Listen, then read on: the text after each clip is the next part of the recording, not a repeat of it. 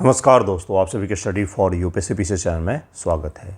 आज तारीख है 18 मई 2026 और आज का न्यूज़पेपर आर्टिकल डिस्कशन का ये वीडियो होगा। आज 18 तारीख है, 15, 16 के बाद 17 नहीं आया है, सैटरडे संडे, तो उसके करंट अफेयर के जो टॉपिक हैं उसे भी हम लोग आज कवर करेंगे, सैटरडे और संडे का भी। क्या सब पढ़ेंगे आज? तो वो भारत के प्रधानमंत्री जी की नीदरलैंड की यात्रा हुई है। यहाँ पर चोल डायनेस्टी से जुड़े हुए कुछ आर्टिफैक्ट्स भी लौटाए गए हैं भारत को। तो इस टॉपिक को भी हम लोग देखेंगे। और चोल डायनेस्टी इसको कहते हैं, इंग्लिश में चोला कह देते हैं, उसके बारे में भी हम लोग पढ़ेंगे। एक भोजशाला मंदिर परिसर है जिसको लेकर के एमपी हाई कोर्ट का फैसला आया था, तो उस टॉपिक को भी हम लोग देखेंगे। इसके अलावा अब सिंगापुर जो है उसने यूएई की जगह पर ले लिया है। भारत का सेकेंड सबसे ज़्यादा एक्सपोर्ट अब सिंगापुर के लिए होता है। इसी तरह के कई सारे टॉपिक हैं, एक एक करके शुरू करते हैं।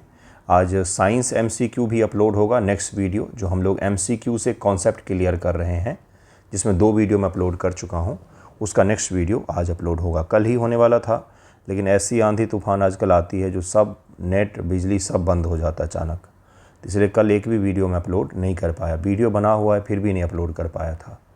देखिए शुरू करते हैं। आज का पहला टॉपिक देखिए क्या है। पहला टॉपिक है भारत और नीदरलैंड। ये नीदरलैंड के प्रधानमंत्री हैं, 39 वर्ष के हैं मात्र। अपने देश में इस प्रकार के यंग प्राइम मिनिस्टर नहीं बनते हैं। उस समय राजीव गांधी जी बने थे, जो भारत के यंगेस्ट प्राइम मिनिस्टर रहे अभी तक के। एक एक करके शुरू करेंगे। नीदरलैंड की मैपिंग भी हम लोग करेंगे। तो नीदरलैंड के प्रधानमंत्री से मुलाकात हुई है और कई सारे चीज़ों को लेकर के दोनों देशों के बीच में समझौतों पर साइन किया गया है, जिसमें सबसे महत्वपूर्ण में से एक चिप वगैरह भी है। सेमीकंडक्टर चिप की जो हम लोग बात करते हैं वो भी है। इसके क्या निहितार्थ हैं? निहितार्थ तो आने वाले दिनों हम लोग डिस्कस करेंगे, लेकिन फ़िलहाल हम लोग इसका एक ओवरव्यू तो लेंगे ही। 2026 से 30 यानी कि 5 वर्षों के लिए रोड मैप पर सहमति व्यक्त की है और कुल 16 समझौतों पर हस्ताक्षर किए गए हैं। बीपीएससी प्रीलिम का जो अब नया वाला ट्रेंड है आफ्टर 71 बीपीएससी में और एईडीओ वगैरह या पिछले साल के एग्जामिनेशन वगैरह को देखेंगे, तो नए ट्रेंड में ये भी है कि बीपीएससी में अब आईआर से जुड़े हुए सवाल भी आपके पीटी में पूछ लिए जाते। पहले तो मेंस तक सीमित था, लेकिन अब पीटी में भी पूछे जाते हैं। तो इसलिए ध्यानपूर्वक देखिएगा। किस तिथि को यात्रा हुई है ये भी देखना है आपको। वहाँ के प्रधानमंत्री जी का क्या नाम है ये भी आपको देखना है। 39 वर्ष के प्राइम मिनिस्टर है वहाँ के, रॉब चेतेन इनका नाम है, ठीक है। और ये भी देखना है किस तिथि को गए हैं, किन किन देशों की यात्रा हुई है। साथ में नीदरलैंड की मैपिंग तो मैं आपको करवाऊंगा ही। तो कौन कौन से क्षेत्रों में हुई है बंधुओं? सेमीकंडक्टर है, महत्वपूर्ण खनिज, प्रवासन, गतिशीलता, माइग्रेशन एंड मोबिलिटी जिसको कहा जाता है, जल और नवीकरणीय ऊर्जा जैसे अहम क्षेत्रों पर भारत और नीदरलैंड के बीच में समझौतों को साइन किया गया है। ये जो समझौते हैं वो आने वाले दिनों में एक एक करके लागू किए जाएंगे। सेमीकंडक्टर की अगर हम लोग बात करें तो टाटा और ASML ये वहाँ की कंपनी है। भारत की टाटा इलेक्ट्रॉनिक्स और डच कंपनी ASML जो दुनिया की सबसे बड़ी चिप मेकिंग मशीन निर्माता कंपनी है। ध्यान दीजिएगा, इस मशीन के लिए अमेरिका और चीन में युद्ध होते होते बचा है। एक ऐसा मशीन बनाती है ASML, दुनिया की इकलौती ऐसी कंपनी है जो एक ऐसा मशीन बनाती है जो चिप मैन्युफैक्चर कर सकती है। और इस मशीन के इंपोर्ट एक्सपोर्ट को लेकर के जियोपॉलिटिक्स डिसाइड होता है। पिछले साल का 2023 का न्यूज़पेपर उठाइएगा, उसमें सर्च कीजिएगा ASML मशीन, तो आपको दिखेगा कि चीन और अमेरिका के बीच में इसको लेकर के प्रतिद्वंद्विता चल रही थी, युद्ध चल रहा था एक प्रकार का कि हम लेंगे तो हम लेंगे। चीन ने तो अमेरिका ने तो नीदरलैंड को धमकी तक दे दी थी कि अगर ये मशीन बेचा आपने तो हम आपके ऊपर सैंक्शन लगा सकते हैं। इतना इम्पोर्टेंट मशीन जो है उसको लेकर के हमने समझौता साइन किया है।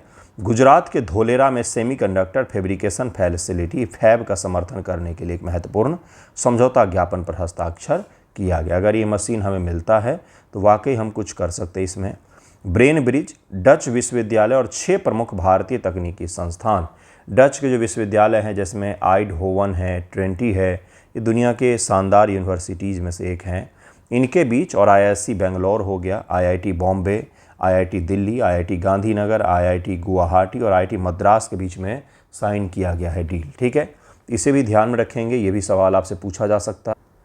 किसके लिए है ये? तो ब्रेन ब्रिज की, अर्थात वहाँ के जो अच्छे प्रतिभाशाली बच्चे हमारे यहाँ पर और हमारे यहाँ के जो प्रतिभाशाली बच्चे वहाँ पर जाकर के काम कर सकें, कुछ रिसर्च वगैरह हो तो दोनों देश के जो अच्छी यूनिवर्सिटीज़ और हमारे संस्थान हैं वो आपस में कोलैब कर सकें। डच सेंटर से जुड़ाव, डच सेमिकॉन सक्षमता केंद्र को इंडिया सेमीकंडक्टर मिशन के साथ जोड़ा जाएगा, ये भी हमने इसमें किया है। भू राजनीतिक और पश्चिमी एशिया, जो पश्चिम एशिया क्राइसिस है उसको लेकर के भी दोनों देशों ने चिंता व्यक्त की है, यहाँ से सवाल नहीं पूछा जाता। इसके अलावा रक्षा मंत्रालय और डच रक्षा मंत्रालय, इसके साथ में आतंकवाद, इन सभी चीज़ों पर हमारे समझौते हुए हैं। हमारा संबंध ऐतिहासिक है, ये भी भारत ने कहा है। पीएम मोदी ने जो कहा वहाँ पर कि नीदरलैंड भारत का सबसे प्रमुख सहयोगियों में से एक है। अगर आप निवेश का स्तर पर देखेंगे तो इतना छोटा सा नीदरलैंड है, ये छोटा सा नीदरलैंड है और ये नीदरलैंड का भारत में टॉप 10 निवेशकर्ताओं में से एक में शामिल है। ये भारत के साथ नीदरलैंड के संबंध हमेशा ही शानदार रहे हैं और इसके कारण से हमारे टॉप इन्वेस्टर में से एक नीदरलैंड भी शामिल है। पीएम मोदी ने बताया कि नीदरलैंड भारत के सबसे महत्वपूर्ण भागीदारों में से एक है, भारत के शीर्ष 5 निवेशकों में शामिल है। दोनों देशों के बीच लोकतांत्रिक मूल्य और बाजार अर्थव्यवस्था साझा दृष्टिकोण पर आधारित। इसमें से फैक्ट क्या था कि निवेशक में अगर हम लोग देखें तो टॉप 5 में नीदरलैंड का भी नाम आता है। जरा नीदरलैंड की बाउंड्री देखिए, फिर हम लोग चोला डायनेस्टी की ओर बढ़ेंगे। ये जर्मनी है, इसकी वेस्टर्न जो सीमा है जर्मनी से लगती है। नीदरलैंड की एक बहुत बड़ी खासियत है, नीदरलैंड ने समुद्र से लगने वाले इलाकों में मिट्टी भर करके समतल ज़मीन तैयार किया बहुत ही बड़े स्तर पर 15वीं सदी के बाद, और वहाँ पर बड़े स्तर पर खेती कृषि की जाती है और लोगों के आवास भी हैं। तो इस प्रकार का बसाहट दुनिया में एक ही जगह पर है जो नीदरलैंड में आपको देखने को मिलता है। इसकी दक्षिणी सीमा बेल्जियम से लगती है, बेल्जियम से, और इसकी पश्चिमी सीमा जो है नॉर्थ सी से लगती है, नॉर्थ सी से। यहाँ पर आपको दिखेगा क्या, इंग्लिश चैनल दिखेगा, इंग्लिश चैनल यहाँ पर दिखता है आपको, जो ब्रिटेन और फ्रांस के बीच में स्थित है।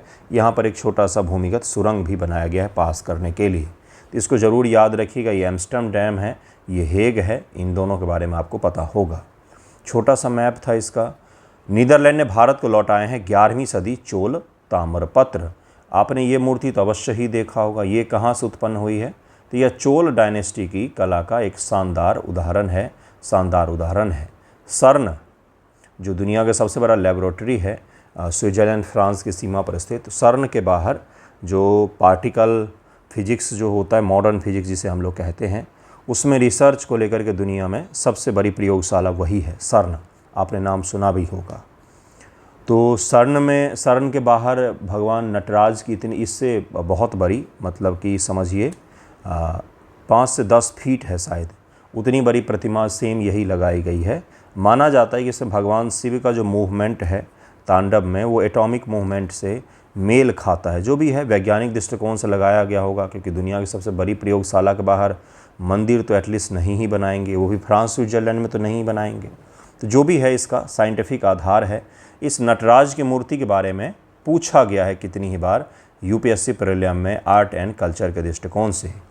प्रधानमंत्री मोदी जी का अपनी 5 राष्ट्रों की यात्रा के दौरान द हेग नीदरलैंड में नीदरलैंड सरकार ने आधिकारिक तौर पर 11वीं सदी के चोल राजवंश के ताम्रपत्र को भारत को सौंप दिया है।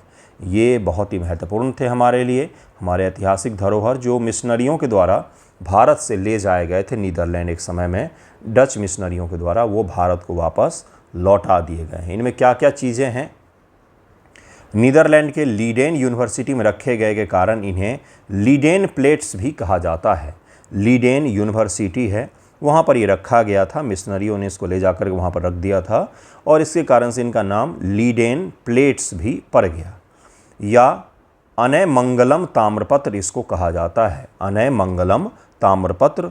चोल भाषा में बोलें या भारतीय भाषा में अगर कहा जाए तो इसको अनैमंगलम ताम्रपत्र कहा जाता है। ये सबसे प्रमुख ताम्रपत्रों में से एक है। सेट 1 जो है महान चोल शासक को जुड़ा है, लगभग 30 किलोग्राम वजन वाले 21 बड़े ताम्रपत्रों का एक सेट है। 21 बड़े ताम्रपत्र ये सेट है जिसका वजन जो है 30 kg है। ज़रा समझिए कितना भारी भरकम है ये। इसे एक विशाल कांस्य के छल्लों से बांधा गया है। किताब के पहले जो बाइंडिंग की तकनीक थी वो यही थी कि एक छल्ला में अलग अलग ताम्रपत्रों को डाल करके एक मोटे किताब जैसा तैयार कर दिया जाता। जैसा भी पेज होते हैं आपके A4 साइज़ के जनरली, उसकी जगह पर क्या होते थे, तो उसकी जगह पर ताम्रपत्र, भोजपत्र इत्यादि होते थे। उसकी बाइंडिंग के लिए धागों का, कॉटन के धागों का या फिर लोहे का या फिर तांबे का उपयोग किया जाता था, जो आसानी से ख़राब नहीं होते थे, काफ़ी लंबे समय तक वो चलते थे। जिस पर चोल सम्राट राजेंद्र चोल प्रथम की शाही मुहर लगी है। इनमें 5 प्लेटों पर संस्कृत में, 5 प्लेटों पर संस्कृत में और 16 प्लेटों पर तमिल में शिलालेख हैं। ये जो कहा जाता है कि तमिलियन जो क्षेत्र है, यहाँ पर जो हिंदी और संस्कृत का विरोध किया जाता है, ये बिल्कुल ही निराधार है, क्योंकि चोला डायनेस्टी जो है, जो वर्तमान के तमिलनाडु की सबसे प्रमुख डायनेस्टी में से एक रही और भारत की सबसे प्रमुख डायनेस्टी में से एक रही है, वहाँ पर भी संस्कृत का प्रचलन था। बृहदेश्वर मंदिर में संस्कृत में कई वर्षों तक पूजा पाठ होता रहा। बाद में ये डीएमके इत्यादि पार्टियों के कारण से संस्कृत में पूजा पाठ को बदल करके तमिल में कर दिया गया। सेट 2 जो है, ये कुलोतुंग चोल प्रथम से जुड़ा हुआ है। 3 छोटे ताम्रपत्रों का सेट है।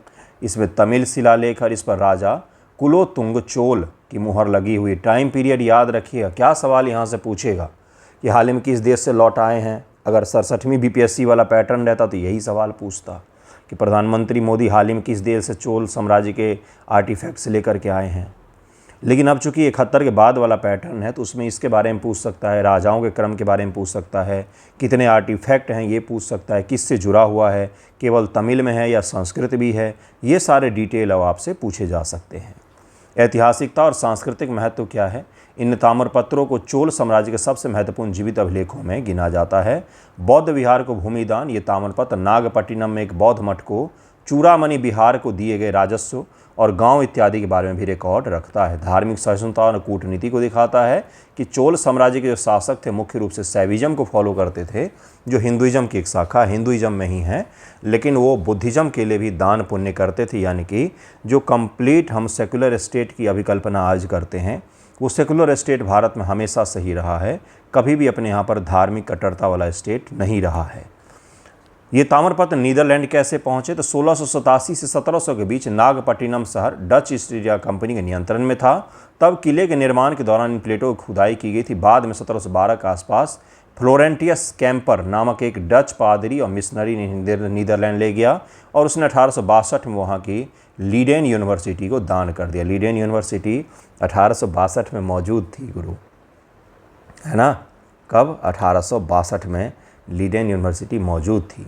वापसी की कूटनीतिक जीत। भारत 2012 से लगातार इन्हें वापस लाने का प्रयास कर रहा था।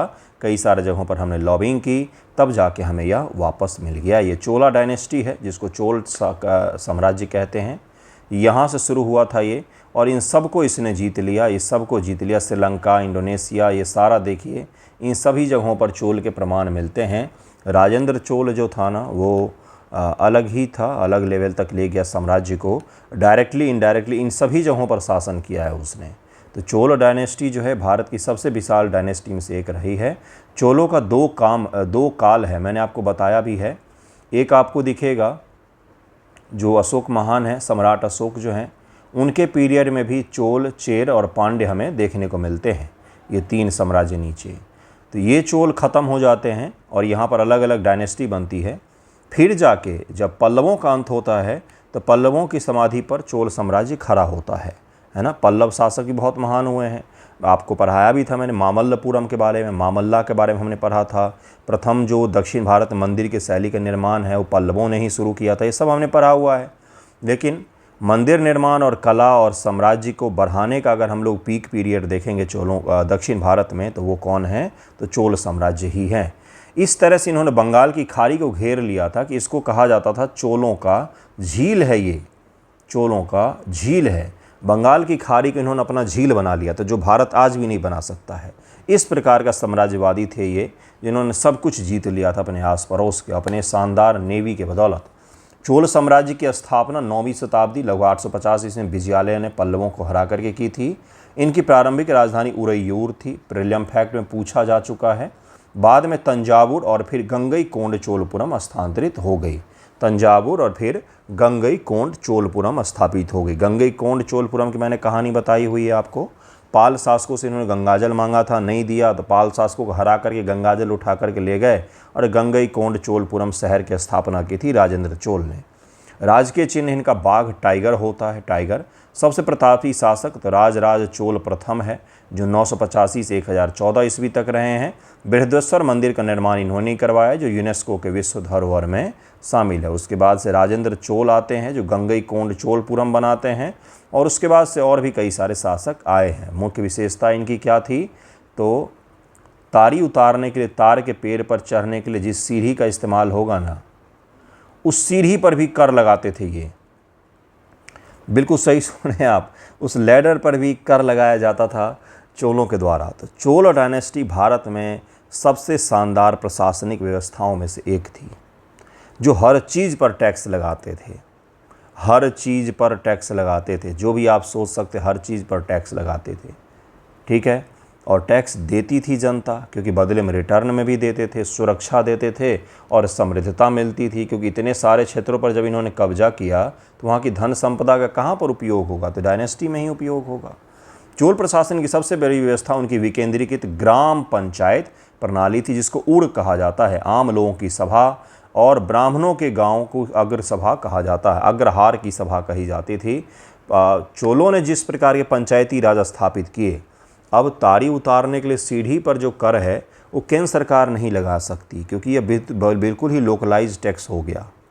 यहाँ तक सरकार की पहुँच भी नहीं हो सकती है। तो जब तक ये लोकल गवर्नमेंट मजबूत नहीं होगी, तब तक इन चीज़ों पर निगरानी रखना कठिन होगा। तो इसलिए सरकार ना इस प्रकार के लोकल बॉडीज़ को उन्होंने खूब मजबूत किया कि छोटे से छोटे स्तर से हम टैक्स कलेक्शन भी कर सकें और स्वायत्त ग्रामीण व्यवस्था का हम निर्माण कर सकें, जो अपने आप में ही आत्मनिर्भर हों, हमें इनके लिए सोचना ना पड़े। वो टैक्स कलेक्ट करें और अपने यहाँ के डेवलपमेंट का सब कुछ संभालें। बाद में यही आपको दिखता है ग्राम स्वराज, जो गांधी जी का अवधारणा है कि गांव आत्मनिर्भर होंगे तो देश आत्मनिर्भर होगा, और आज भी हम इसी चीज़ का जप कर रहे हैं। नौसेना की शक्ति, चोलों के पास प्राचीन भारत की सबसे मजबूत नौसेना थी। उनकी शक्ति का अंदाज़ा इसी बात से लग सकता है कि चोल झील कहा जाता था बंगाल की खाड़ी को। कला और संस्कृति, द्रविड़ मंदिर जो वास्तुकला अपने चरम पर पहुंची वो इसी समय में शुरू होता है। मूर्ति में कांसे की मूर्ति, इस भगवान शिव की नटराज की कांस्य मूर्ति ब्रह्मांडीय नर्तक रूप में है, सबसे उत्कृष्ट प्रसिद्ध मानी जाती है। इतना साइंटिफिक है ये कि इसको सर्न लैब के बाहर स्थापित किया गया है। 13वीं सदी के अंत तक पांड्य और होयसलों साम्राज्य के उदय के कारण से धीरे धीरे चोलों का पतन हो जाता है। इससे हमें ये भी सीख मिलती है कि चरम बिंदु किसी का भी हो, पतन भी सभी का होता है। लिखा होता है पहले ही, जिस दिन जन्म उसी दिन मृत्यु लिख जाती है। तो Singapore pipes UAE as India's second largest export destination. Next topic यही है, इसी का अध्ययन हम लोग करने वाले हैं।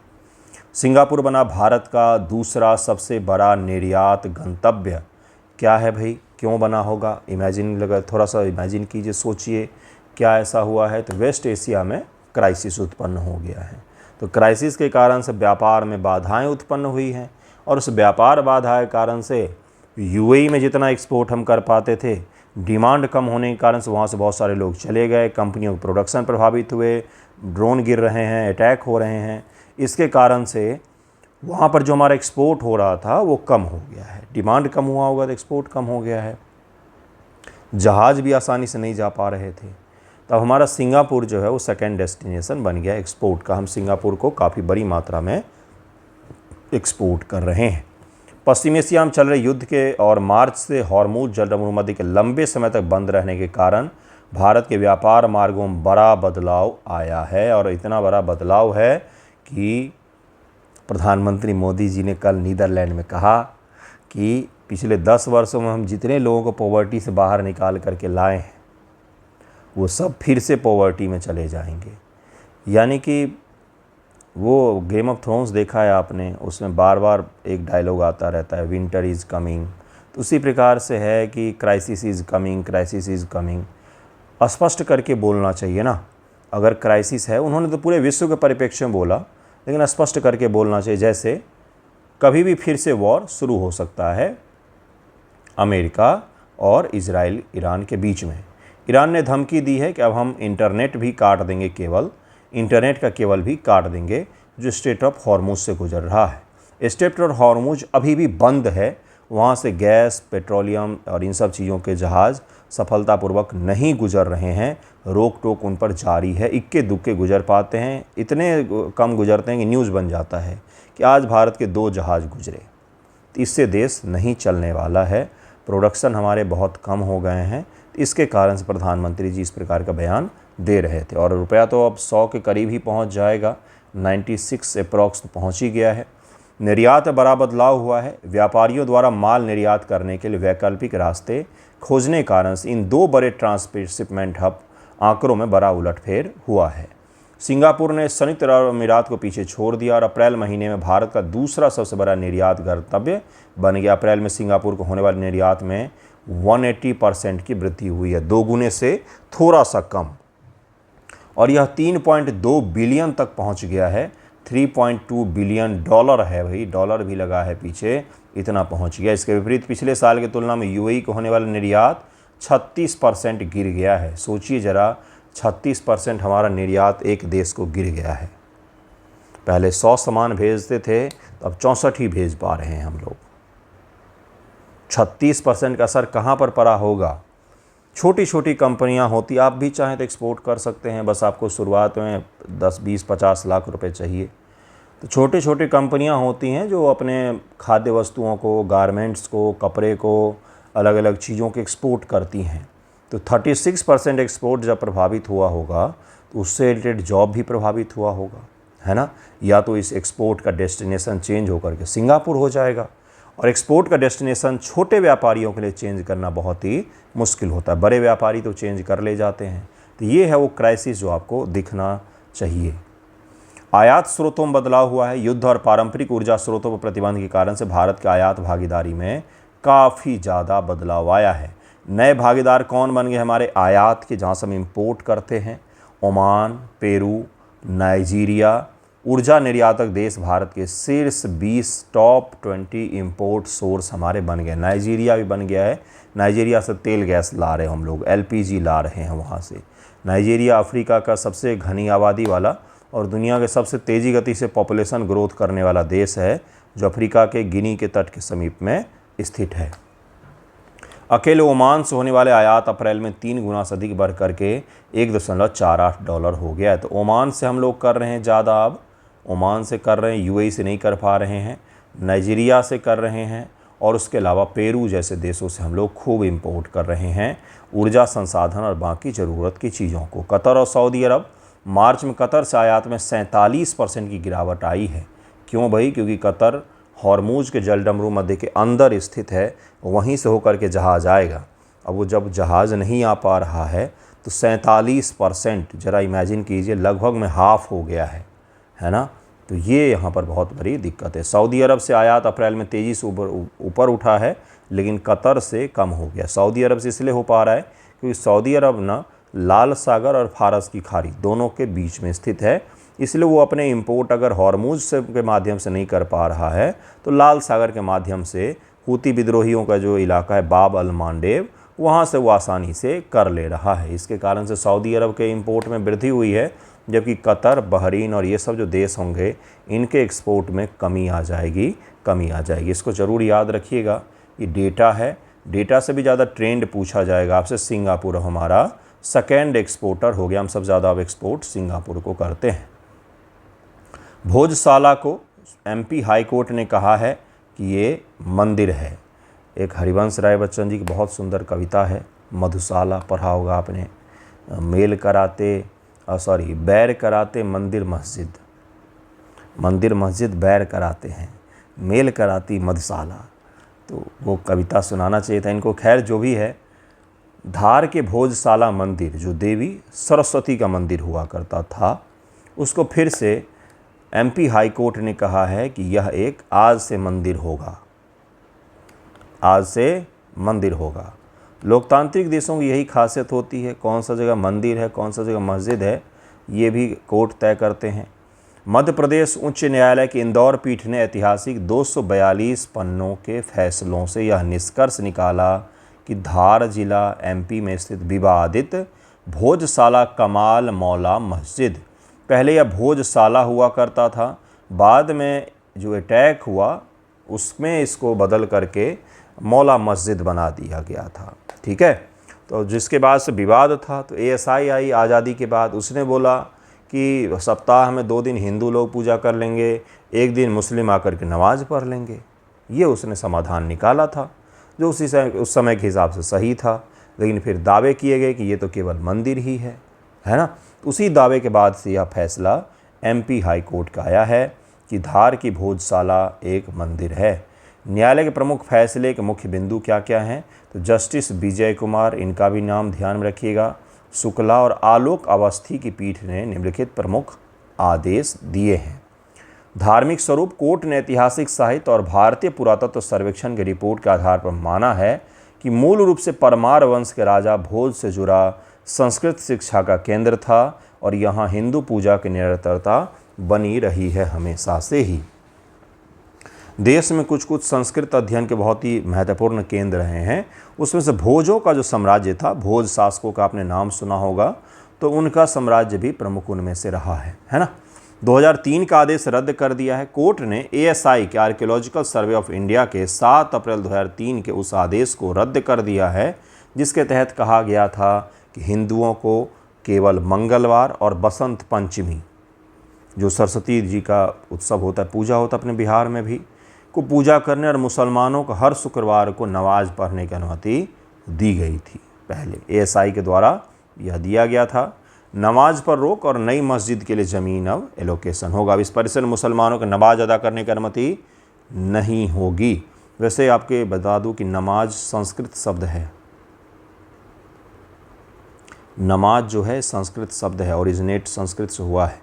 अदालत ने राज्य सरकार से कहा कि वह न्याय सुनिश्चित करने के लिए मुस्लिम समुदाय को धार में एक उपयुक्त और अस्थायी भूमि मस्जिद के लिए आवंटित करने पर आदेश दिया है। जिस प्रकार से राम मंदिर में किया गया था कि भाई बाबरी मस्जिद है ना, उसको तोड़ा गया तो उसको राम मंदिर घोषित कर दिया गया और मुस्लिमों को ज़मीन देकर के कहा गया कि यहाँ पर जाकर के मस्जिद बना लो।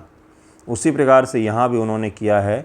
ये जो परिसर था ये हिंदुओं को सौंप दिया है और मुस्लिमों को ज़मीन देकर के कहा गया कि आप जाकर के यहाँ पर मस्जिद बनाओ। ठीक है, और ईयर कौन सा चल रहा है ये 2026, जब दुनिया एआई, क्वांटम एंड पता नहीं किन किन चीज़ों की वार्तालाप में लगी हुई है। हर सोसाइटी के लिए डिबेट का क्या मुद्दा है ना, उससे आप समझ सकते हैं कि उस सोसाइटी का डेस्टिनेशन क्या है। अगर 2 व्यक्ति हैं, 2 व्यक्ति दिन भर बैठकर पॉलिटिकल डिबेट कर रहे हैं तो आप निश्चित तौर पर मानिएगा कि वो आज न कल जाके पॉलिटिक्स की तरफ ही जाएगा। 100% कहीं वो जा ही नहीं सकता है। अगर कोई व्यक्ति 2 मिलकर के साइंटिफिक चीज़ों पर बहस कर रहे हैं तो निश्चित तौर पर मानिएगा कि इसका इंटरेस्ट साइंस में है, उसी तरफ उन्हें जाना है। समाज के लिए डिबेट कर रहे हैं तो सामाजिक पहलुओं की ओर जाएंगे कि महिला सुधार, जातिगत सुधार इत्यादि। और अगर कोई दिन भर बैठ के हिंदू मंदिर मस्जिद इस तरफ डिबेट कर रहा है तो निश्चित तौर पर उसी ओर वो समाज जाएगा। तो सोसाइटी को डिसाइड करना होता है कि उसका डेस्टिनेशन क्या है। ठीक है, जो भी है फैसला है, तो विवाद का अंत तो हुआ ही है कम से कम। अब इसको लेकर के कोई नेतागिरी तो नहीं ही करेंगे। लंदन संग्रहालय में मूर्ति है। देखिए कोर्ट ने तो फैसला दे दिया, लेकिन जिस देवी सरस्वती, जिनको वाग्य देवी भी कहा जाता है, जो यहाँ पर स्थापित थी, उनका मूर्ति जो है वो लंदन के म्यूजियम में रखा हुआ है, क्योंकि वो लेकर के चले गए थे उस समय अंग्रेजी लोग। उन्होंने तो नहीं देखा, वो उठा करके लेकर चले गए थे। तो अब इसकी वापसी की मांग हो रही है। हिंदू पक्ष ने लंदन के संग्रहालय से देवी सरस्वती की प्रतिमा वापस लाने की मांग की थी। कोर्ट ने उन्हें इसके लिए केंद्र सरकार के समक्ष अपना पक्ष रखने की स्वतंत्रता दी है। लगे हाथ हाई कोर्ट को यह फैसला लंदन म्यूजियम को भी भेज देना चाहिए तक हम फैसला सुनाते हैं, हमारे मंदिर के लिए मूर्ति को वापस कर दो। एएसआई का नियंत्रण, कोर्ट ने कहा कि इस परिसर का पूरा प्रशासनिक, पर्यवेक्षी, सुपरवाइजरी, रख रखाव का नियंत्रण भारतीय पुरातत्व सर्वेक्षण के पास ही रहेगा। ये भी आपको याद रखना चाहिए। भोजशाला का विस्तृत इतिहास क्या रहा है। निर्माण और स्वर्ण युग। धार की भोजशाला का निर्माण 11वीं शताब्दी में लगभग 1034 ईस्वी में परमार वंश के डायनेस्टी के शासक जो राजा भोज थे उन्होंने करवाया था। राजा भोज को बहुत ही महान शासक माना जाता है कि उन्होंने एजुकेशन और सभी प्रकार के चीज़ों पर खूब इन्वेस्टमेंट किया था। जैसे भोज तालाब जो आप जाएंगे एमपी में, भोपाल में है स्थित, उसका भी निर्माण इन्हीं के समय में हुआ था, ऐसा कहा जाता है। यह एक महान विश्वविद्यालय और संस्कृत अध्ययन का प्रमुख केंद्र था। इसी परिसर में ज्ञान, संगीत की देवी, वाग्य देवी सरस्वती का एक भव्य मंदिर भी स्थापित किया गया था। सरस्वती की मूल प्रतिमा तो लंदन के ब्रिटिश संग्रहालय में रखी हुई। 1886 में तात्कालिक ब्रिटिश राजनीतिक agent major general William Kincaid ने इस मूर्ति पर कब्जा कर लिया, इसे ब्रिटेन ले गए, लेकिन उस समय के राजा महाराजा रोक नहीं पाए, है ना। तो अब उसको वापस करेंगे या नहीं करेंगे देखते हैं। मुस्लिम आक्रमण हुआ और उसके दौरान इसको कमाल मौला मस्जिद बना दिया गया था। 1305 ईस्वी में अलाउद्दीन खिलजी ने इस पर हमला किया। 1401 ईस्वी में मालवा के मुस्लिम शासक दिलवार खान ने भोजशाला के एक हिस्से को कमाल मौला मस्जिद में बदल दिया। महमूद खिलजी ने इस परिसर में बदलाव किया और इसे पूरी तरह से दरगाह मस्जिद का रूप देने का प्रयास किया था, महमूद खिलजी के समय में भी, है ना। तो इसको याद रखिएगा। उसी के बाद से यह मंदिर और मस्जिद दोनों के रूप में था, लेकिन लोग वहाँ के लोकल थे वो तो इसको मंदिर मानते थे, लेकिन शासकों ने इसको ज़बरदस्ती मस्जिद घोषित कर दिया। तो ASI ने 1947 के बाद से इसको कहा कि दोनों लोग कर लो, एक नमाज पढ़ लो, तुम पूजा भी कर लो, लेकिन अब कहा है ये कम्प्लीटली मंदिर है, जब जिसकी मर्जी वो जा कर के पूजा पाठ कर सकते हैं। विवाद की जड़ तो आपको पता ही है। उसके बाद से 2003 का भी फैसला है। इसको देखिए ज़रा, ये क्या बैठा हुआ है। ये भारत का एकमात्र एप्स की प्रकृति है, एप्स की जाति है, पश्चिमी हुलॉक गिब्बन इनका नाम है। इनके बारे में हम लोग कल पढ़ेंगे, पश्चिमी हुलॉक गिब्बन के बारे में। काफ़ी डिटेल है ये टॉपिक। इसके अलावा और भी एक और टॉपिक होगा, बहुत सारा टॉपिक है इसलिए कवर करना मुश्किल है आज, जिसमें आंध्र प्रदेश में इंफ्रास्ट्रक्चर प्रोजेक्ट की आधारशिला रखी गई है भारत के एयरक्राफ्ट के लिए। तो इसको कर लेते, ये छोटा सा टॉपिक है, गिब्बन वाला टॉपिक हम लोग कल पढ़ेंगे। क्या है, तो आंध्र प्रदेश में लड़ाकू विमान इंफ्रास्ट्रक्चर प्रोजेक्ट की आधारशिला रखी गई है। हम 5वीं पीढ़ी का विमान बनाने की सोच रहे हैं, AMCA, advance medium combat aircraft, लड़ाई करने वाले एयरक्राफ्ट, फाइटर जेट बनाने के लिए अब हम आधारशिला भी रख रहे। अभी इंफ्रास्ट्रक्चर बनाएंगे तब जाके फाइटर जेट बनेगा। तो रक्षा मंत्री और आंध्र प्रदेश के मुख्यमंत्री N चंद्रबाबू नायडू ने सत्य श्री साई जिला पुट्टुपर्थी, इस जिला का नाम है, 16,000 करोड़ रुपए के लड़ाकू विमान बुनियादी ढांचा परियोजना की आधारशिला यहाँ पर रखी गई है। काफ़ी महत्वपूर्ण है ये अगर लड़ाकू विमान हमने अभी हमारे पास होता तो हमारी निर्भरता राफेल पर नहीं होती और किसी पर नहीं होता। अभी इसको बनने में मिनिमम 15 साल लगेगा, तब तक ये लड़ाकू विमान की पीढ़ी पुरानी हो जाएगी, तब तक कोई और पीढ़ी आ जाएगी लड़ाकू विमान की, तब तक कुछ और आ जाएगा। AMCA का निर्माण यह उन्नत मध्यम लड़ाकू विमान होगा। बुनियादी ढांचा तैयार किया जा रहा है। AMCA भारत का 5वीं पीढ़ी का स्वदेशी फाइटर जेट होगा। इसे DRDO के हिस्से वैमानिक विकास एजेंसी द्वारा विकसित किया जा रहा है, ये भी याद रखना है आपको। लगभग 16,000 करोड़ रुपए के निवेश से यहाँ एक विमान एकीकरण और उन्नत उड़ान प्रशिक्षण केंद्र विकसित किया जा रहा है। ऐसी सुविधाएं दुनिया के कुछ ही देशों के पास में है। अगर हम इस प्रकार की फैसिलिटी डेवलप कर सकते हैं तो AMCA के साथ साथ हम आने वाले समय कोई और प्रोजेक्ट शुरू कर सकते हैं, इससे भी एडवांस एयरक्राफ्ट के लिए हम लोग सोच सकते हैं। तो इंफ्रास्ट्रक्चर बहुत ज़रूरी चीज़ होता है, जो आज ना सही लेकिन कल को देश के नाम जरूर ही आएगा, बहुत ज़्यादा काम का होगा ही। भारत डायनामिक्स, इसके अलावा कुछ और प्रोजेक्ट की शुरुआत की गई है। Bharat dynamics limited BDL 480 crore रुपए के निवेश के साथ उन्नत स्वायत्त पानी के नीचे सिस्टम जो टॉर्पीडो होता है उसके निर्माण का काम भी शुरू कर रही है यहाँ पर भारत डायनामिक्स लिमिटेड के द्वारा। इसके अलावा यहाँ पर आग्नेयास्त्र कंपनी 1500 करोड़ रुपए के निवेश के लिए सेना के लिए उन्नत हथियार प्रणाली बनाने के लिए भी यहाँ पर काम कर रही है। इलेक्ट्रिकल फ्यूज निर्माण सुविधाएं भी यहाँ पर विकसित की जा रही है और कुरनूल को भारत का पहला ड्रोन सिटी के रूप में बनाया जाएगा। ये PT फैक्ट के रूप में आपसे पूछा जाता है। कुरनूल आंध्र प्रदेश का एक प्रमुख शहर है। मेक इन इंडिया पहल के तहत 8 ड्रोन कंपनियों का एक संघ है, यूनियन होगा, जो कुरनूल में भारी स्तर पर ड्रोन का उत्पादन करेंगे और कुरनूल को ड्रोन सिटी ऑफ इंडिया के रूप में डेवलप करने के लिए काम करेंगे। तो इसको ज़रूर याद रखिएगा। वैश्विक ड्रोन हब कौन सा होगा, तो कुरनूल होगा आंध्र प्रदेश में। ज़रूर याद रखिएगा। छोटे छोटे फैक्ट थे, बाकी के न्यूज़ हम लोग कल कवर करेंगे। इबोला वायरस के बारे में पढ़ेंगे, जिसको WHO ने वर्ल्ड हेल्थ इमरजेंसी घोषित किया है। धन्यवाद आप सभी का। वीडियो पसंद आया तो कमेंट कीजिएगा, लाइक कीजिएगा, शेयर भी कर दीजिएगा। धन्यवाद।